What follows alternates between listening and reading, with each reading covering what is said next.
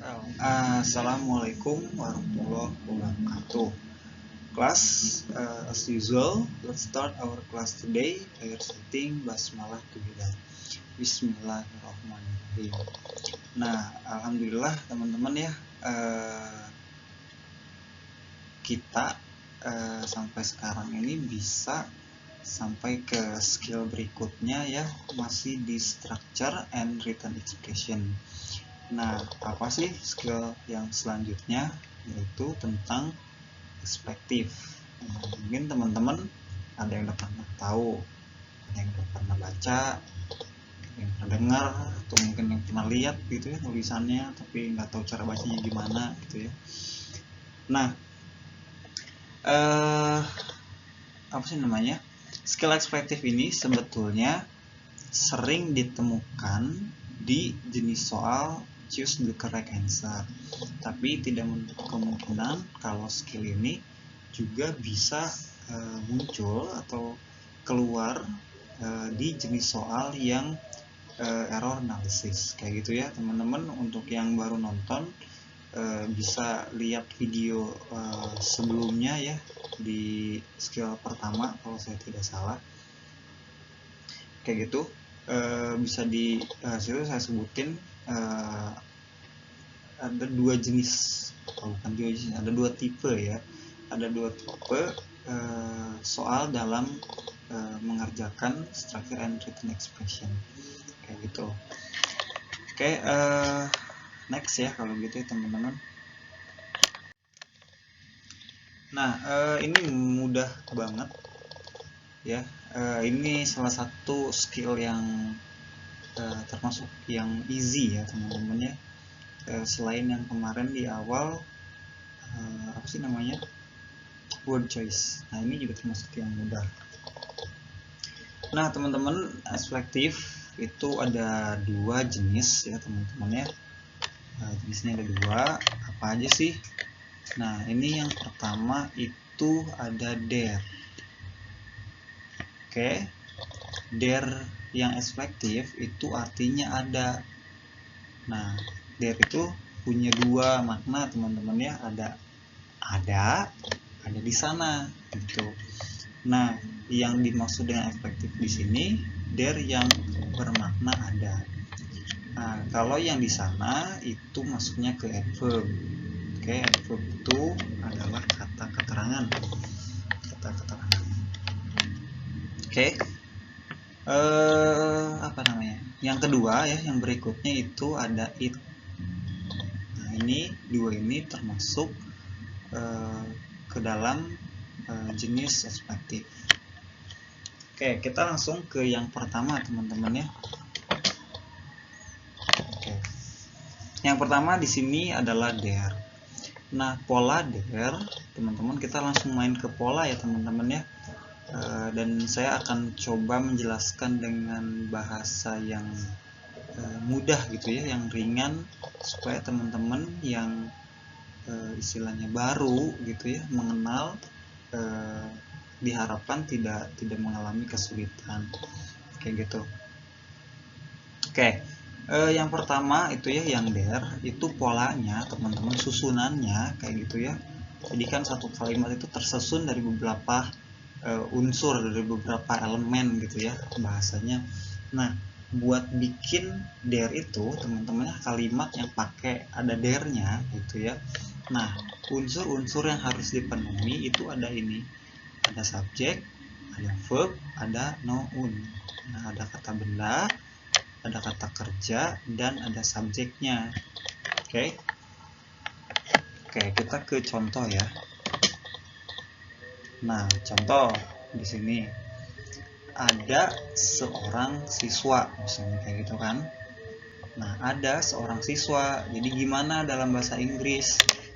Kan tadi ada itu artinya there ya dalam ekspresif. Jadi langsung aja there. Terus karena apa sih namanya, cuma seorang, berarti pakai is ya teman-teman. Kalau nggak pakai is, pakai was biasanya.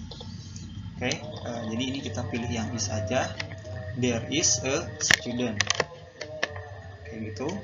Terus next. Nah, ada 3 siswa. There are 3 students. Nah, kalau teman-teman sadar, nah sekarang teman-teman sadar apa enggak gitu ya? Kalau teman-teman sadar, di sini, dan di sini, di sini, di sini, terus warna hijau. Oke teman-teman, subjeknya bedanya kalimat eksplitif dengan kalimat-kalimat yang lainnya itu di sini dibalik teman-teman ya. Biasanya kan subjek itu akan mempengaruhi si predikatnya atau si verbnya, tapi ini kebalik, justru si objeknya. Ini kan subjek, ini verb atau kata kerja, ini objek gitu kan. Ini objek berupa kata benda nih, noun. Student itu kata benda. Nah, ini noun. Is itu verb, ini verb. Nah, terus there itu subjeknya. Nah, dari subjeknya kita ganti jadi there ya, biar gampang. Nah, gitu. Jadi subjeknya langsung ke there. Nah, kan di kalimat-kalimat sebelumnya yang merubah si verb ini, si kata kerja ini, itu si subjeknya. Tapi sekarang dirubah, yang merubah ini si verb itu, si verbnya, si kata kerjanya itu justru objeknya. Makanya kita bisa lihat di 2 kalimat ini.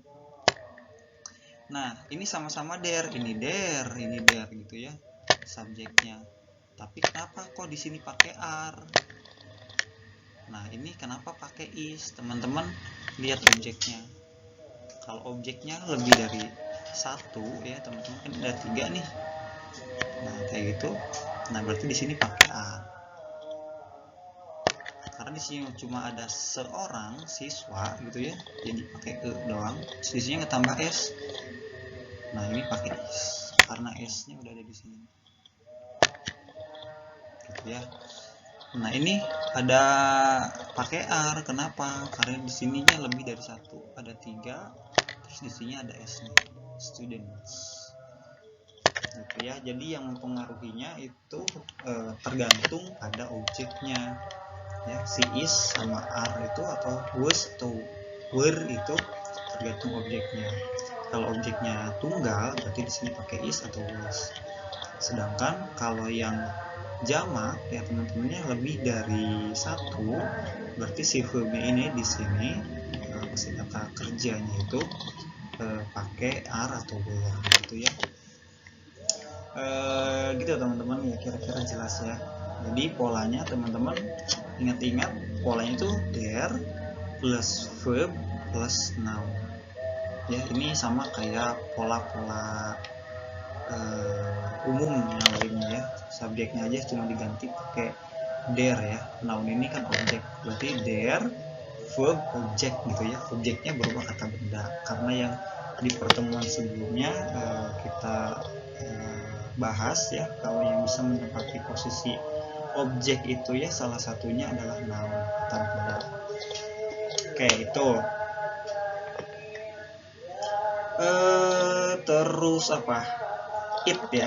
Kira-kira ini mudah ya teman-teman ya. Nah, udah kita batasin. Gitu ya. Jadi polanya ini aja.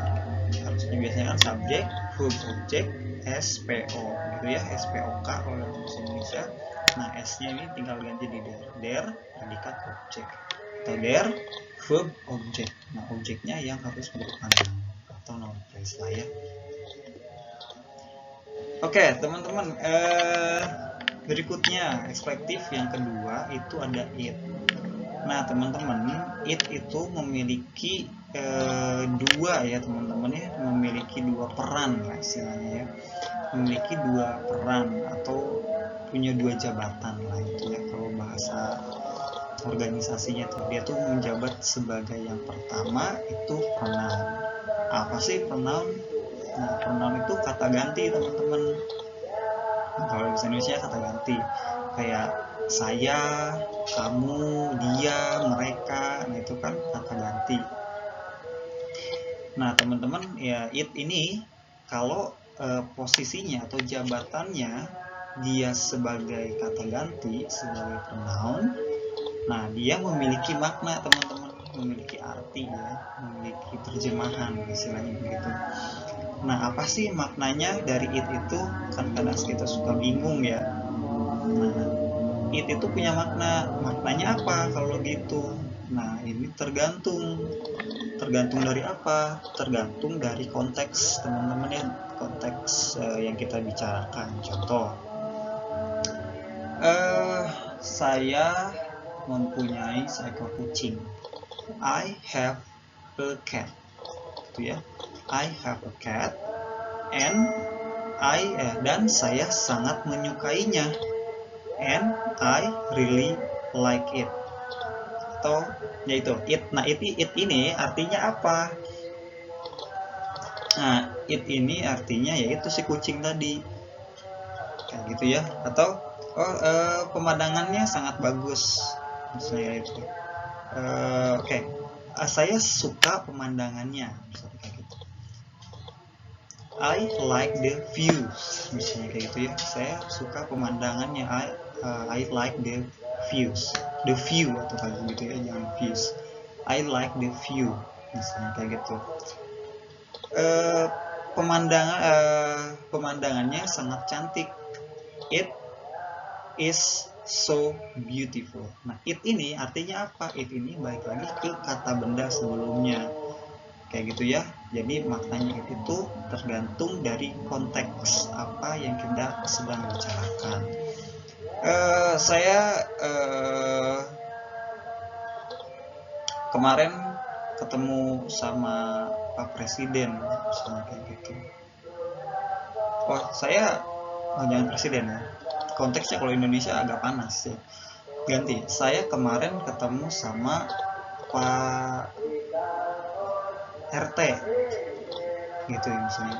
Dia memegang kucing, misalnya kayak gitu, membawa kucing. Saya sangat menyukainya, misalnya kayak gitu. Nah, nyanya ini jadi it nanti, itnya itu yang ngerujuk ke si kucing, atau berarti bisa jadi ke si Pak RT-nya juga kan, kayak gitu. Itu tergantung konteks, kayak gitu ya, tergantung konteks. Oke, teman-teman, kelupaan ya, tadi kelupaan. Eksplektif itu ya teman-teman, artinya subjek semu. Oke, subjek semu kalau dalam bahasa Indonesia. Jadi kita lagi ngomongin subjek, tapi subjeknya pakai semu. Gimana? Tapi subjek itu semu, bukan subjek ya ada, ya harus diadakan ya sebagai pelengkap dari sebuah kalimat. Tapi ya ini tetap aja semu, gitu ya. Gitu. Nanti kita bahas di pertengahan ya, pertengahan jalan kita bahas kenapa kok bisa dibilang subjek semu gitu ya. Oke, tadi yang memiliki makna kalau dia jabatannya sebagai pronoun, sebagai kata ganti. Nah sekarang gimana kalau berikutnya cirinya ya kalau dia itu pronoun. Oke. Yang kedua, cirinya dia memiliki antecedent. Antecedent itu apa? Nah, antecedent itu tempat balik. Dia buat kembali lagi rujukannya, referensinya. Kayak tadi ya. I found a cat misalnya. It was so cute. Nah, it ini balik lagi kemana? Ke cat. Nah, jadi dia itu ya butuh tempat buat ngerujuk gitu ya, buat balik, buat menjadi senderan istilahnya begitu ya. Nah, gitu. Jadi it ini kalau sebagai pronoun, jabatannya dia pertama dia memiliki makna, cirinya. Yang kedua dia butuh tempat untuk bersandar. Oke. Mudah-mudahan jelas teman-teman. Ini masih di slide 2. Tanyakan saja kalau sekiranya ini kurang jelas. Nah, berikutnya it sebagai eksplektif. Nah, ini yang kita sedang pelajari ya teman-teman ya. Pronoun ini jadi kita tidak harus kupas tuntas, karena ini teman-teman bisa pelajari sendiri ya, karena pronoun itu materi basic sebetulnya ya.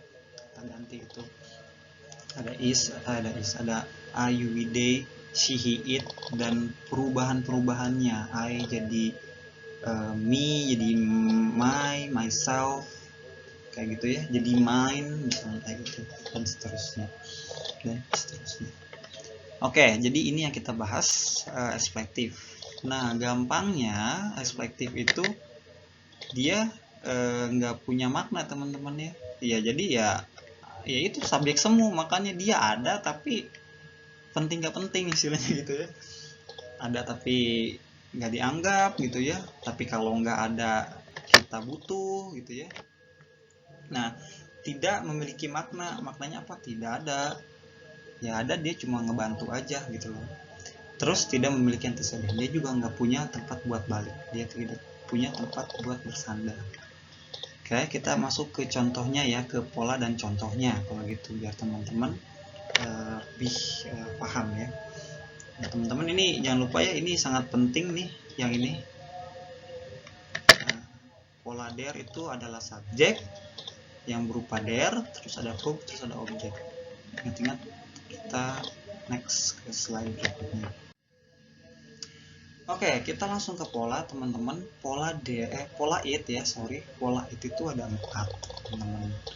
Ada 4. Nah, yang pertama itu adalah polanya apa? It ya, tambah be, tambah adjektif, tambah to infinitive. Gimana tuh? Tambah be, tambah adjektif, tambah to infinitive. Oke, kita kenalan dulu teman-teman. Be itu ya, it itu eksplicatifnya yang kita sedang pelajari. Jadi it mah bawa aja, ada rumusnya udah it, jadi masukin aja it gitu ya. Nah, be teman-teman, kembali lagi ya, saya kasih tahu, be itu punya keluarga, dia nggak berdiri sendiri. Be itu ada is, ada am, ada are, ada was, ada were, ada been, ada being. Ada been, ada being. Nah, terus berarti be ya, be di sini dia dihitung sebagai verb ya teman-teman ya. Dia finite berarti ya dalam kalimat ini. Oke, dia di kalimat ini dia finite. Dia dihitung sebagai verb. Karena kan dalam satu kalimat itu harus ada satu verb. Gitu ya. Oke, nah sekarang adjektif. Adjektif itu teman-teman kata sifat. Kata sifat tuh kayak gimana sih? Contohnya cantik, handsome ya, ada beautiful, ada ugly, jelek, terus ada merah, kuning, hijau, warna-warna kayak itu sifat. Pokoknya dia yang memberi menjelaskan ya, dia tuh yang bisa menjelaskan kata benda salah satunya. Contoh misalnya mobil tua, nah si tuanya ini menjadi kata sifat karena dia memberi sifat atau menerangkan si mobil gitu ya, itu kata sifat. Nah sekarang to infinitive itu apa teman-teman? To infinitive itu kata kerja, misalnya meet ya, kata kerja meet itu kan bertemu ya teman-teman, bertemu. Nah, bertemu itu kata kerja transitif atau intransitif, tinggal tanya aja, meet bertemu apa atau bertemu siapa, tinggal tanya pakai apa atau siapa. Misalnya meet, nah to infinitive itu apa? Nah ini to yang datang sebelum si verb. Nah gitu, jadi disebutnya to infinitive. Pak nggak disebut verb? Tidak, ini maksudnya to infinitive aja gitu ya. Jadi ini tidak dihitung sebagai verb, justru yang dihitung itu yang ini, karena dalam satu kalimat itu hanya ada satu verb ya, karena di sini tidak ada conjunction. Jadi kalau ada satu verb berarti no conjunction. Jadi ini tidak dihitung sebagai verb ya, sebagai kata kerja. Nah, ini disebut apa ya istilahnya tuh kemarin, infinite, verb yang tidak berfungsi sebagai verb. Begitu ya. Kita langsung ke contoh. Misalnya, senang bertemu denganmu, itu kan, senang bertemu denganmu. Nah, dalam bahasa Inggris mungkin teman-teman sering dengar dengan expression ya, dengan ungkapan nice to meet you. Nah, ini betul tidak? Ini tidak bisa dikatakan salah juga ya teman-teman ya, karena dalam dunia speaking ya, sekali lagi ini tidak disalahkan karena dalam di dunia speaking gitu ya, di dalam keterampilan berbicara ini dipakai gitu ya, bahkan sama orang-orang sananya dipakai. Nah, tapi teman-teman untuk writing ya, writing karena ini kan structure and written expression ya, tertulis ya, buat bahasa tertulis ini tidak mencukupi sebuah standar untuk menjadi satu kalimat utuh gitu ya. Nah, nice to meet you, nice ini kan adjektif ya teman-teman ya, senang gitu ya, enak, menyenangkan gitu ya, nice. Nah, to meet you nya ini kan to infinitive, ada to ya, ada to infinitive to. Nah, ini gitu. Jadi teman-teman, kita butuh apa? Ya ini, butuh pentingnya adjektif it. Jadi yang paling tepat apa? Be yang paling tepat, yang paling sesuai untuk melengkapi it itu ada is, kalau enggak pakai was. Jadi kita pakai is aja ya, is misalnya. Kan jadi begini. Jadi satu kalimatnya full teman-teman. Subjeknya ada ini nih, saya kita pakai warna merah. Subjeknya ada ini si it, verbnya ada si be ini nih si is, ini adjektifnya sesuai rumus, ini adjektif, ini tuh infinitifnya sesuai rumus. Nah, nice to meet you, senang bertemu denganmu. Nah, ini si it ini nggak diartikan kan, tidak ada maknanya kayak gitu. Jadi ya udah disebutnya subjek semu tuh kayak gitu. Jadi udah senang bertemu denganmu. Jadi bukan ini senang bertemu denganmu atau itu senang bertemu denganmu. Jadi ya udah nggak usah diartikan karena it dalam perspektif itu tidak memiliki makna kayak gitu ya. Jadi langsung aja artinya nice to meet you itu ya teman-teman. Maksudnya it's nice to meet you. Oke, berikutnya it di sini digunakan untuk menekankan ya teman-teman ya, untuk menekankan, untuk menegaskan gitu ya sebuah wacana, sebuah obrolan, sebuah wacana gitu ya. Oke, kita langsung ke contoh biar gampang. Gimana nih? Ada saya bertemu Dumang kemarin. I saw Dumang yesterday.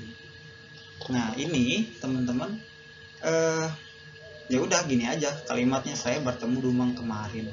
Tapi kalau kita ingin menekankan sesuatu untuk meyakinkan orang lain, misalnya Dumang itu orang yang kemarin saya lihat, gitu, misalnya kayak gitu kan, itu beda makna teman-teman ya. Mungkin sekilas seperti sama, tapi awal kalimat, awal kata dalam sebuah kalimat itu menunjukkan apa yang akan kita jelaskan. Seharusnya seperti itu, karena dalam kajian ilmu SFL tuh systemic functional linguistic ya, kata pertama dalam sebuah kalimat itu menjadi tema pembicaraan, dan sisanya yang mengikutinya itu adalah rim, tema, rema. Jadi apa yang kita taruh di depan itu adalah yang kita tekankan, gitu ya. Contoh misalnya ini nih, I saw Dumang yesterday. Ya udah, berarti I saw. I ya, I di sini sebetulnya yang saya. Udah, justru ini adalah kalimat yang datar. Tapi kalau kita apa sih namanya, rubah tema pembicaraannya, misalnya kemarinnya yang akan kita tegaskan. Kemarin saya melihat Dumang. Nah, kemarin ini yang menjadi lebih powerful, lebih powerful itu apa sih?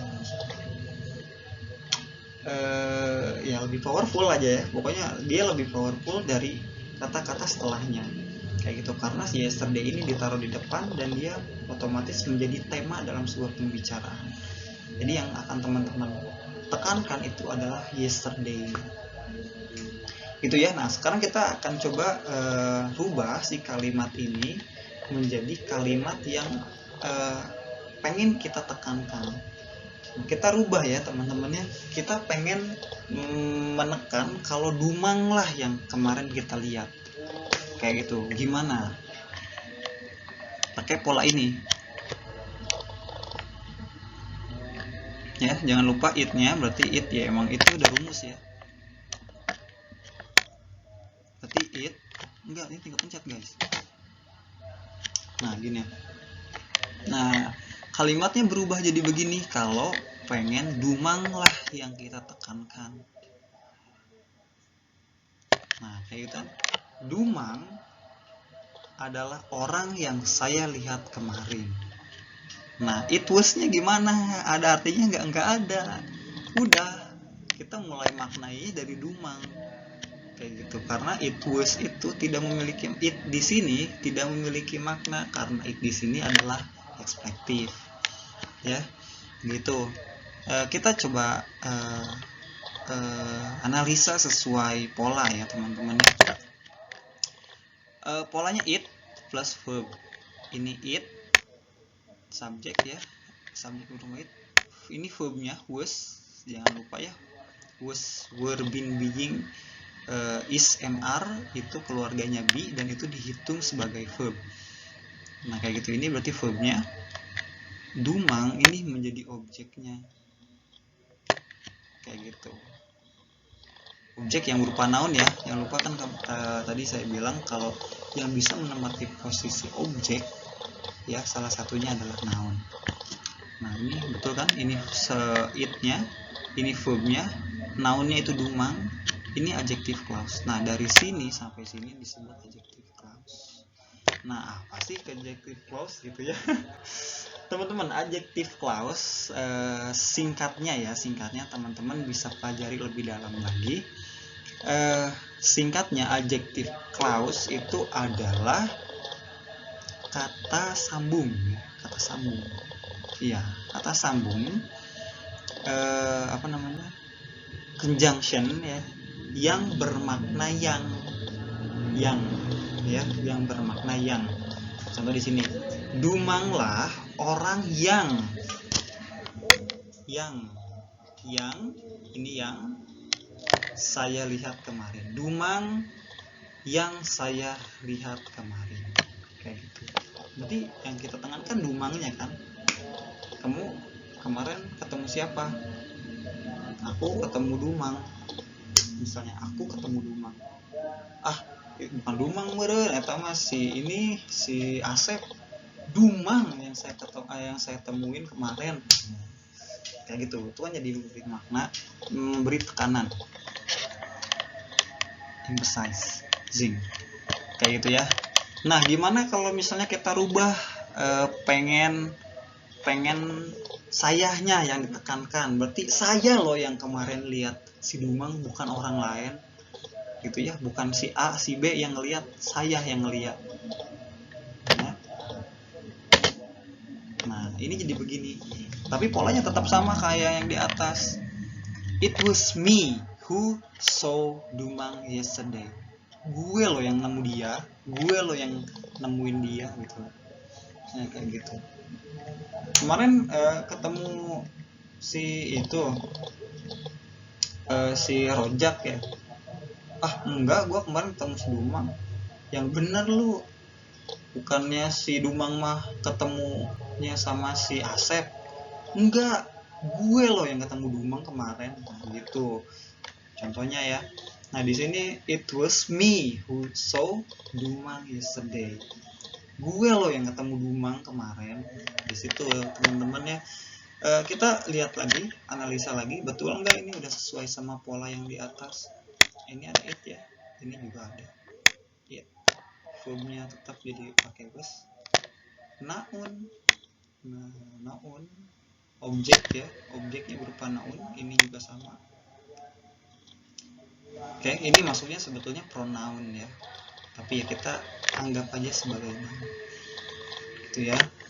Nah ini who saw Dumang yesterday, ini masuknya ke adjective clause ya. Adjective clause itu adalah ini nih teman-teman, ininya sebetulnya ya dimulai dari sini, yang bermakna yang. Aku yang nemuin Dumang kemarin, aku loh yang nemuin dia. Gitu.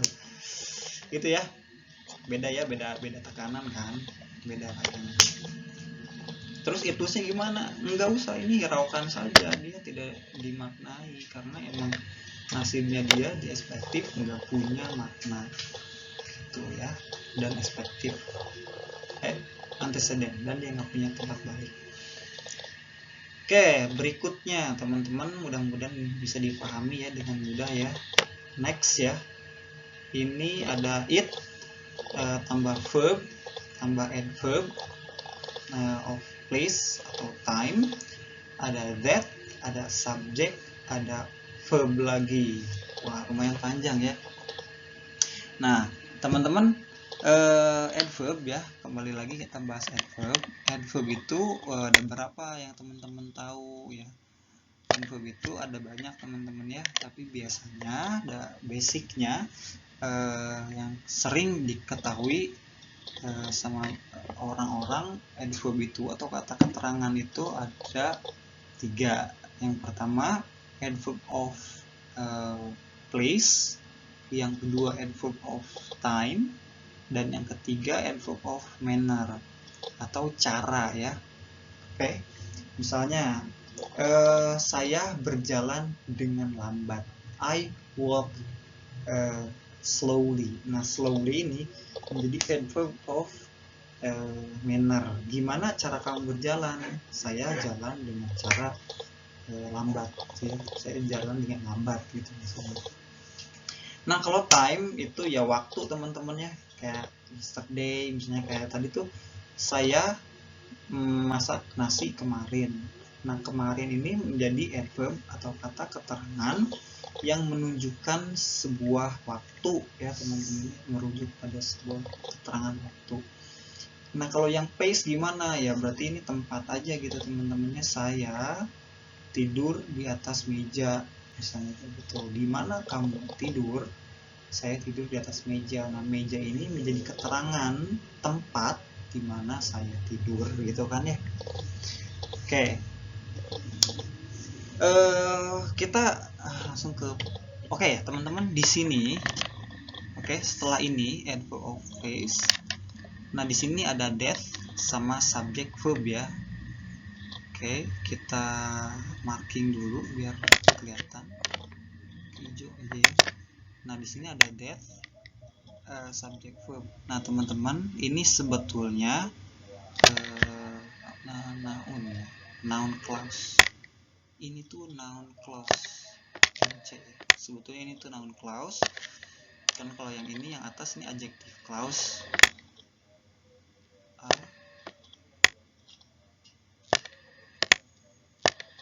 Adjective clause.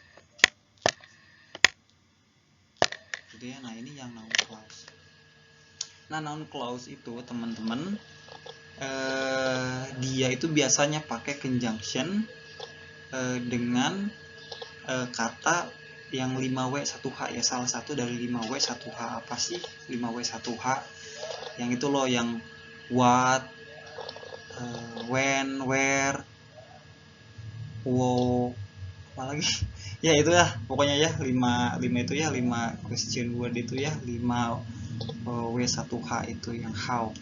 Nah, kita coba jelaskan dulu di sini ya. Nah, ini kenapa pakai that? Ini nih yang sebetulnya biasanya ada dikecoh-kecohkan dalam kalimat dalam jenis soal error analysis. Oke, it. Oke, kita langsung contoh. Nah, ini nih. Place dulu ya, berarti kita yang place. Nah, di sini misalnya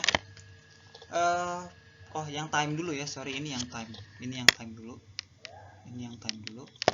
Oke, pada tahun 1961 lah Monas dibangun atau didirikan. Pada tahun 1961 Monas didirikan. Nah, kayak gitu ya. Monas didirikan. Nah, gimana sih cara bikinnya? Ini ya, ikutin aja rumusnya, polanya. It, ya udah it. Verbnya it itu kan tadi bisa pakai is, kalau enggak pakai was. Nah, karena ini ada keterangan waktu zaman dahulu kala, teman-teman ya, kita pakai was. It was, ini verbnya. Ini adverb of time. Nah, ini adalah keterangan waktunya, teman-teman, adverb of time. Jadi it was in 1961. Nah, that ya, teman-teman ada that. Nah, ini that. Ini sangat penting karena biasanya ini suka dikecohkan. That terus subjek verb Monas jadi subjek, was ini jadi verb lagi.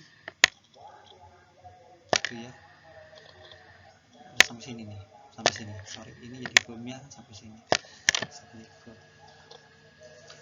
Gitu, teman-teman. Nah, di sini kok Pak ada dua verb, katanya tadi nggak boleh ada 2 verb dalam satu kalimat. Teman-teman, ini yang menjadi penting kan, karena ada satu conjunction jadi harus ada 2 verb. Itu kalau ada 2 conjunction berarti harus ada 3 verb. Gitu ya, di skill sebelumnya sudah kita bahas tuntas gitu ya. Nah, it was in 1961 that Monas was founded. Tahun 1961 Monas didirikan. Kayak gitu. Nah, teman-teman, nah ini ya kita bahas lagi noun clause. Noun clause itu harusnya dia pakai kata tanya yang sesuai dengan waktu. Kata tanya yang sesuai dengan waktu itu adalah when, kapan. Harusnya kan gini. Harusnya ya, harusnya. Kalau di kalimat noun clause 1961 pada 1961 in 1961 gitu ya. Oh gini. Ya, it was in 1961 when. Nah, harusnya biasanya pakai when di sini. When Monas was founded. Pada tahun 1961 lah gitu ya, kapan Monas didirikan, kayak gitu. Tapi ini karena polanya that, jadi nggak usah pakai when, tapi tetap pakai that. Nah, biasanya di error analysis ini tuh diganti jadi when gitu ya, kalau pada pola ekspektif. Ini kan ekspektif it was. Nah gitu, tapi kalau pada ya gitu ya, jadi diganti pakai when. Betulnya emang pakai when, tapi pada pola ekspektif ini harus dirubah jadi that. Jadi ini yang salah, inilah yang menyebabkan si kalimat itu salah. Begitu. Berikutnya kita ke yang ini ya, yang keterangan tempat. Di Baghdadlah saya tinggal. It was in Baghdad, ini harusnya pakai ed ya teman-temannya, stay in gitu ya. Udahlah, teman-teman nanti edit sendiri ya. Oke. Di Baghdadlah saya tinggal. It was ya, it terus pakai verb, adverbnya of place. Ini adverb of place-nya itu Baghdad.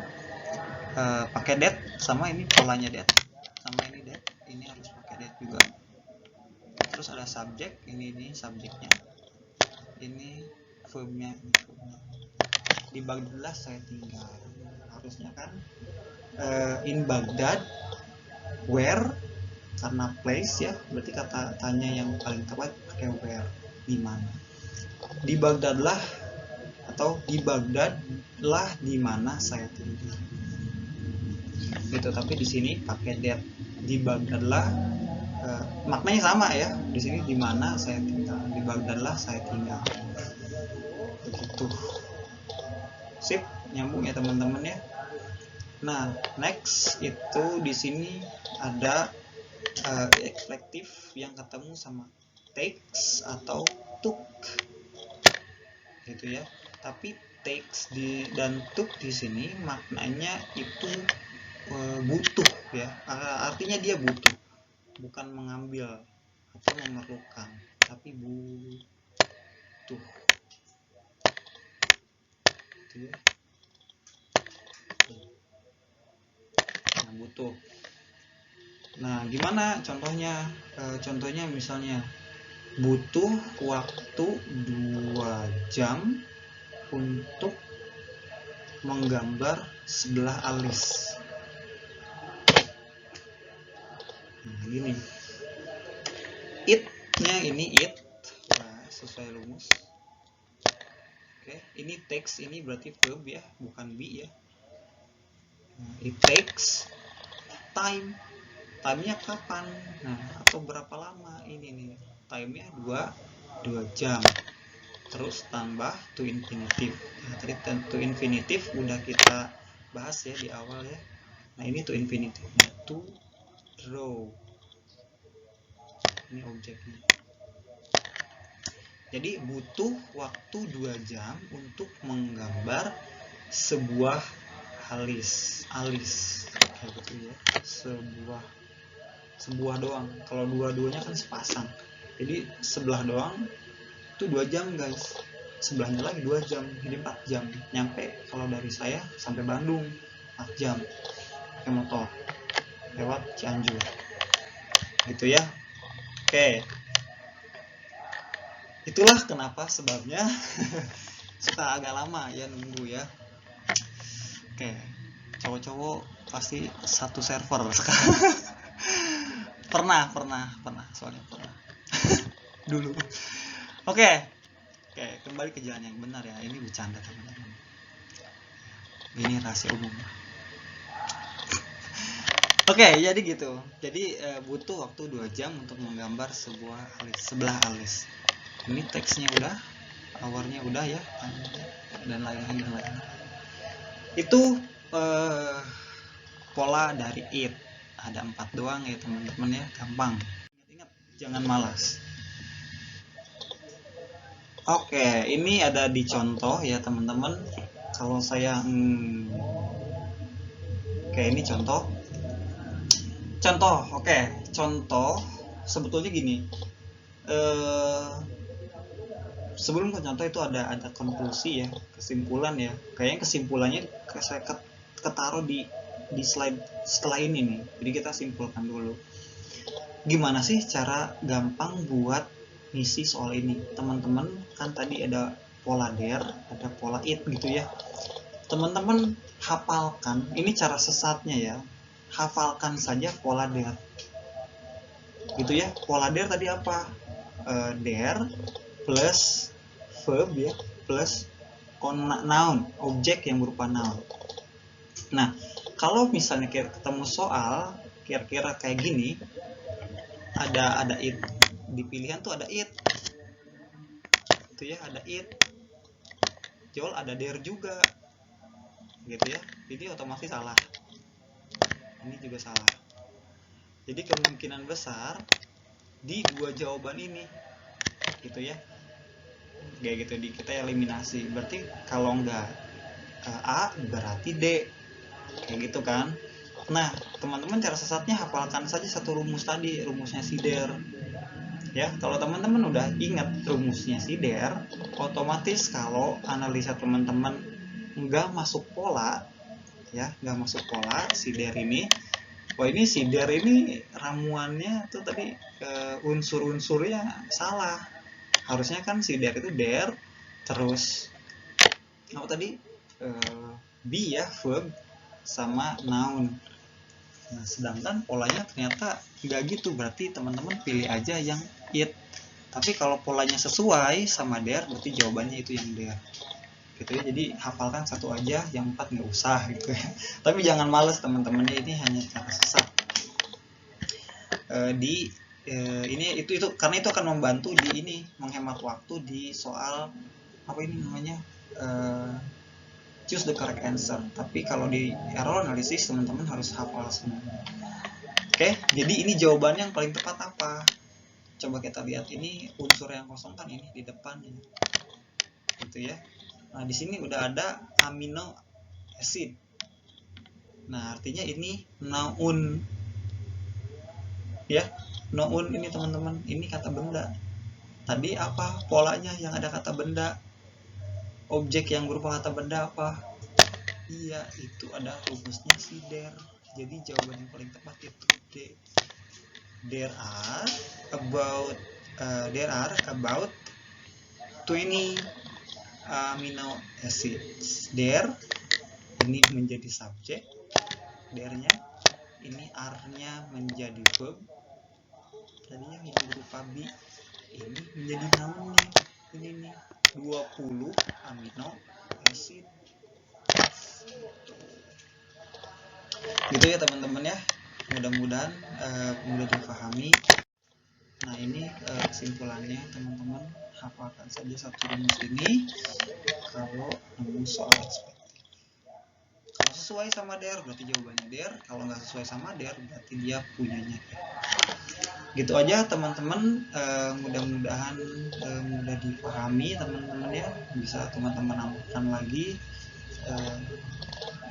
minimal buat teman-teman ya, khususnya teman-teman bisa share lagi ke teman-teman yang lainnya.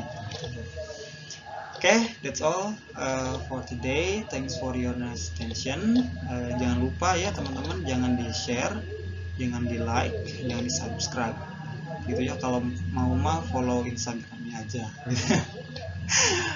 Oke, nanti di follow back. Okay, that's all. Let's close our class today by reciting Alhamdulillahirabbil alamin, and as I say, wassalamualaikum warahmatullahi wabarakatuh.